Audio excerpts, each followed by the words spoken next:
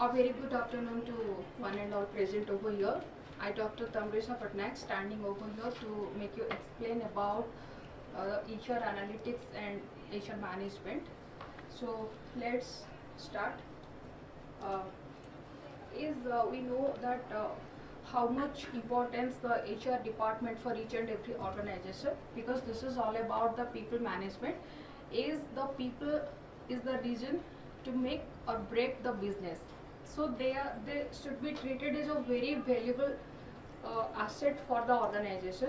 And in this complex and challenging world, every organization is planning for the sustainable business. So for that, they really gives the importance to the HR department to manage them, to maintain them, to retain the valuable people for the organization.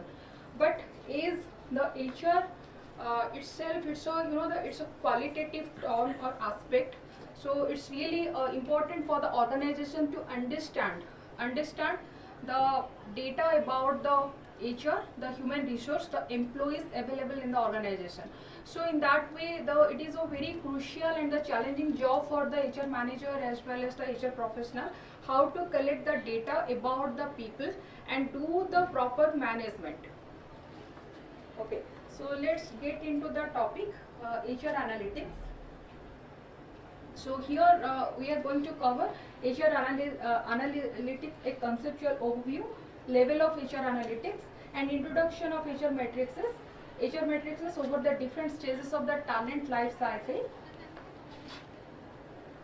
So let us understand what is HR analytics. HR analytics is all about using the data to improve the way you manage the human resource in the company. So in today's age, it is considered to be the heart of the workforce management. So this is all about the evidence-based evidence-based decision making approach towards the HR department in the organization.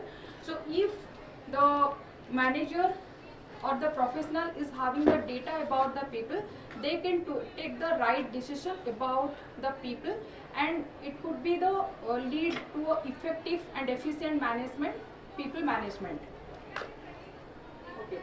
So HR analytics, it's considered to be a systematic identification and analysis of the people drivers of any specific business outcome.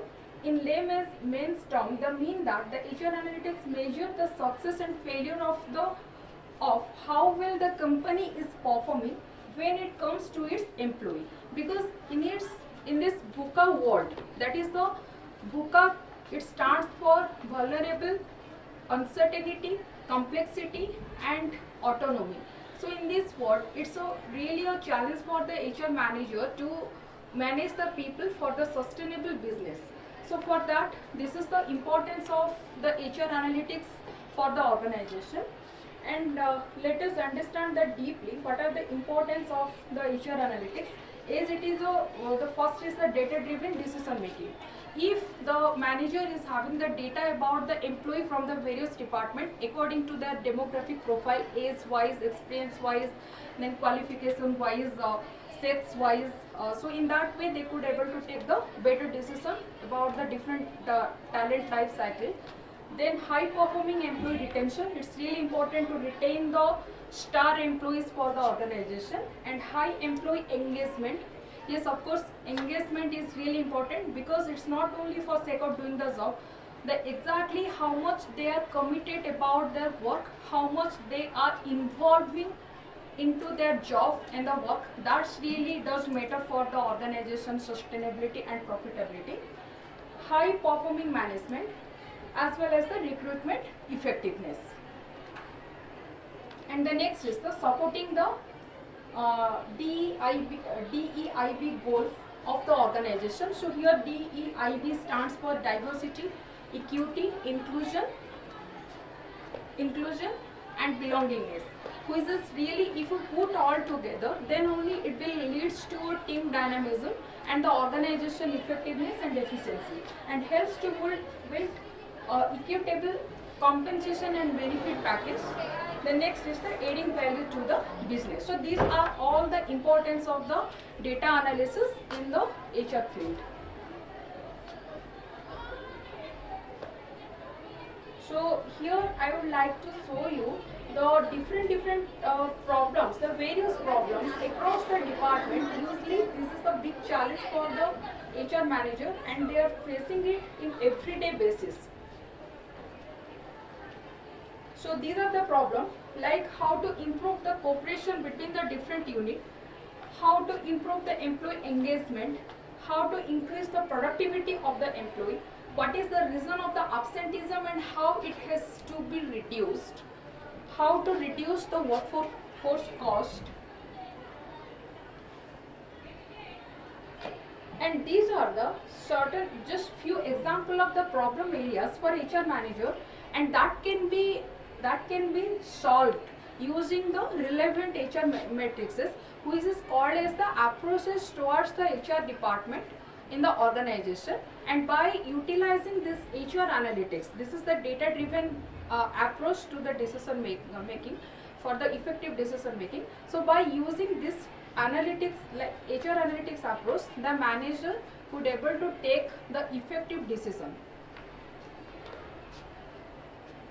And here before to that, it's really important for the organization to understand the HR related problem that occurs in the across the organization, so which is called as the level of HR analytics. There are usually 4 levels. Descriptive analysis, so here the manager first they need to describe the problem. Okay, what is the problem first occur in the organization related to the employees. Suppose say for example we can take the problem is the people are leaving the organization very frequently, so which is called as the attrition. So first you need to describe about the problem. So what is the problem? The attrition level is goes high. Then next is the diagnostic analysis. So having this attrition problem, you need to identify like what is the cause behind that. You need to diagnose what is the problem, why the people are leaving the organization. Either it is the problem of the people, like the personal problem, yeah, it's related to the organizational problem. And moreover, diagnose that in which group of the people, gender wise, age wise, experience wise, they are leaving the organization very frequently. So after diagnose the problem, if it would have find out that like 30 to 40 group of people, they are leaving the organization very frequently, so then the next approach is the predictive analysis. So what this approach says about what is likely to be happen. Okay, what is likely to be happen. So in that way, what is the problem diagnosed, like the people from 30 to 40 group of like age, these group of people leave the organization frequently. So predictive analysis, what is the approach should be for them so that they will retain for the organization. So in this analysis, maybe some alternative is find out. Maybe it is the problem usually 30 to 40 age group of people, they look for the career advancement, they look for the like to meet the family obligations. So if the organization here, they will offer them maybe the career growth opportunity, yeah, any kind of benefit which will satisfy the family need. So in that way, what should be the alternative they need to look into. Here in this predictive analysis, they will predict about the future, what is likely to be happen. Then prescriptive analysis. So after analyzing all these things, they need to prescribe one kind of suggestion that how the attrition rate should be reduced. So this is all about the approaches of the HR analytics, the level of HR analytics. And the next is the, as I told you, the various recruitment like the matrices is used in the organization to make the HR functions more effective and efficient one. So